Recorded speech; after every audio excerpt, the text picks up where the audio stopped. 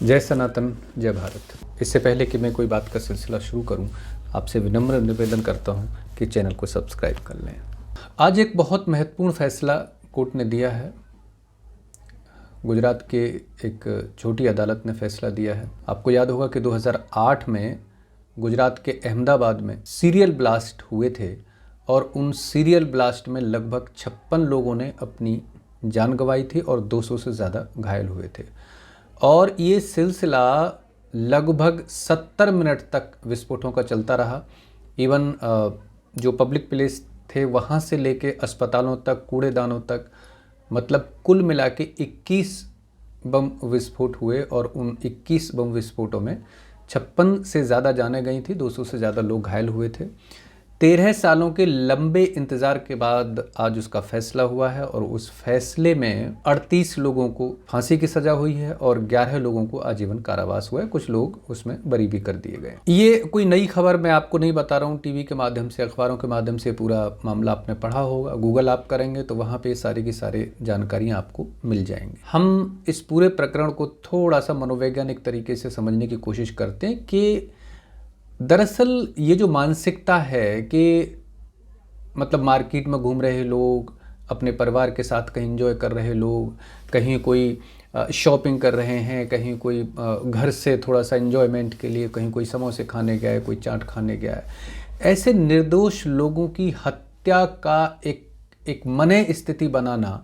मतलब आप सोचिए कि किसी इंसान को कितनी प्रिपरेशन के साथ तैयार किया जाता होगा, कितना मतलब अंदर से मजबूत ऐसे लोगों को किया जाता है कि साहब आपको कहीं मार्केट में जाके बम प्लांट करना है और ऐसे निर्दोष लोगों की जिनके की साथ मेरी पर्सनल कोई दुश्मनी नहीं है, मैं उस आदमी की हत्या का एक प्रकरण रचूं, एक हत्या के बारे में सोचूं, ये मैं कैसे कर सकता हूँ। किसी की पर्सनल दुश्मनी भी अगर हो तो कम से कम उसकी हत्या के विषय में तो नहीं सोचा जा सकता है। हाँ, ये हो सकता है कि भाई चलो कोई आर्थिक नुकसान सामने वाले को हो जाए, या ये भी बहुत छोटी मानसिकता का काम है।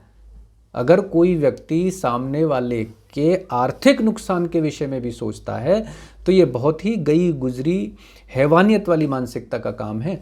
अदरवाइज तो दुश्मनी का मतलब ये होता है कि भाई साहब आपका हमारा संबंध आज से ख़त्म है, आप अपनी जगह, हम अपनी जगह, आज के बाद हमारी कोई मतलब किसी तरह का आपके और हमारे बीच में कोई रिलेशन नहीं है। That's all. आप अपनी जगह खुश रहो, हम अपनी जगह खुश हैं। दुश्मनी की पहली जो प्राथमिकता है और आखिरी भी बस यहीं तक है, इससे ज़्यादा नहीं है। सनातन के अंदर इसी को दुश्मनी माना जाता है और जो लोग इससे आगे जाके कोई भी कृत्य करते हैं तो वो दुश्मनी नहीं होती, वो आतंकवाद होता है। और उसी आतंकवाद का ये उदाहरण था 2008 में जो हुआ। और सवाल ये है कि मैं मतलब एक चीज़ ये समझने की कोशिश कर रहा हूँ कि ये जो मानसिकता है, ये मानसिकता मतलब आती कहाँ से, कैसे इन लोगों को ज़हनी तौर पर इतना परिपक्व कर दिया जाता है कि नहीं साहब आपको कहीं चलती हुई मार्केट में, कहीं जहाँ पे पब्लिक प्लेस है, 100-200 हज़ार लोग अपना एंजॉयमेंट कर रहे हैं, अपनी शॉपिंग कर रहे हैं, वहाँ पे जाके बम प्लांट करना है और उन लोगों को मौत के घाट उतार देना है। ये हम अगर आज से, मैं 2008 में अगर ये वीडियो बना रहा होता तो शायद मैं इसको मतलब नहीं समझ सकता था, लेकिन आज चूँकि मैंने पिछले कुछ दिनों से कुछ इस्लामिक स्टडी की है, कुछ किताबें इस्लाम से जुड़ी हुई पढ़ी हैं, तो मुझे इन चीज़ों पर कोई ताज्जुब नहीं होता। मैं इन चीज़ों को बखूबी आज समझ सकता हूँ कि ये जो मानसिकता है 1400 साल पहले जो समाज के अंदर स्थापित हुई, तो ये कोई नया काम नहीं है। कोई व्यक्ति अगर इस तरह की मानसिकता के साथ तैयार हो जाता है कुछ बेगुनाहों की हत्या करने के लिए, कुछ निर्दोष लोगों को ख़त्म करने के लिए, तो वो कोई बहुत बड़ा काम नहीं है उन लोगों के लिए। वो मतलब किताबों के द्वारा उनको सिखाया ये जाता है, पढ़ाया ये जाता है। इवन नॉट ओनली बुक्स बल्कि जो बाकी जो स्टडी है इस्लाम की, उसके द्वारा भी यानी जो एक सुन्नत है, रसूल के जीवन का जो पूरा जीवन चरित्र है, पूरी जो घटनाएं हैं, उनसे भी अगर हम इस पूरे के पूरे इस्लाम की शैली को समझने की कोशिश करें तो यही पता चलता है कि 1400 साल पहले जो समाज के अंदर घटा वही आज भी घट रहा है। इवन हम जो दिन में 5 बार अजान सुनते हैं, उस अजान के अंदर भी यही ऐलान होता है कि जो हमारा खुदा है, हमारा अल्लाह है, हमारा नबी है, वही सबसे श्रेष्ठ है। बाकी दुनिया में कोई भी ना पूजने के काबिल है, ना कोई एहतराम के काबिल है। आप सोचिए कि इस अजान का सच जिस दिन लोगों को पता चलेगा उस दिन क्या होगा।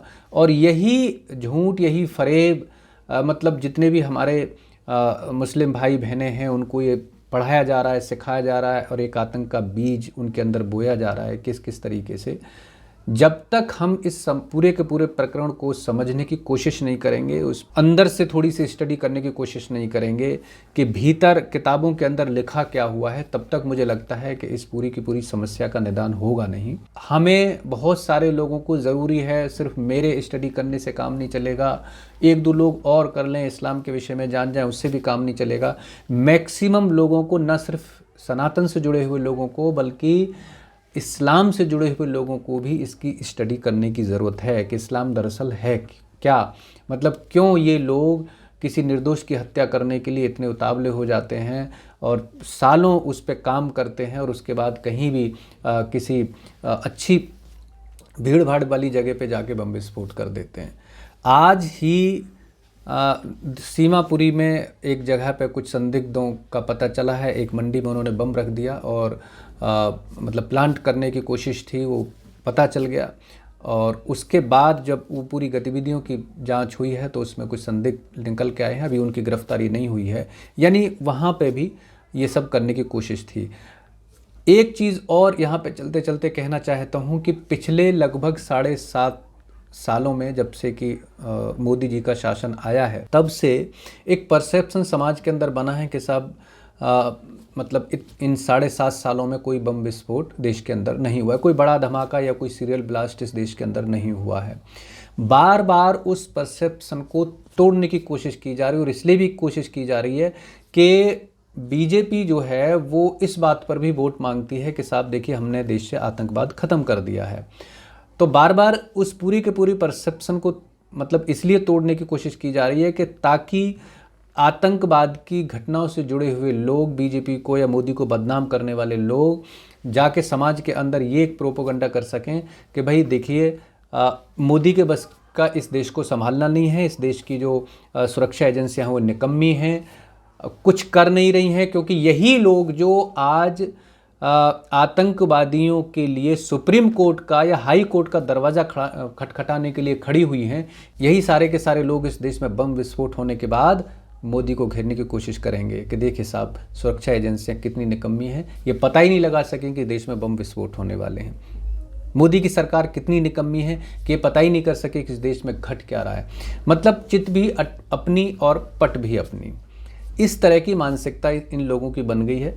ये कहने का मतलब देखिए, इस देश में अगर 7.5 सालों में बम विस्फोट नहीं हुआ है तो वो इसलिए नहीं है कि इन लोगों ने कोई शांति का पाठ पढ़ लिया है या ये लोग कोई बहुत शरीफ हो गए हैं, ऐसा नहीं है। बल्कि हमारी जो सुरक्षा एजेंसियां हैं वो थोड़ी सतर्क हैं, वो हाईटेक हो रही हैं, उन्हें मतलब बहुत सारी चीज़ों की पहले से जानकारी हो जाती है और ये लोगों के मंसूबे कामयाब होने से पहले ही उन्हें दबोच लिया जाता है। इसलिए इस देश में पिछले 7.5 सालों से शांति है, लेकिन बार बार उस शांति को भंग करने की कोशिश की जाती है, उसे ब्रेक करने की।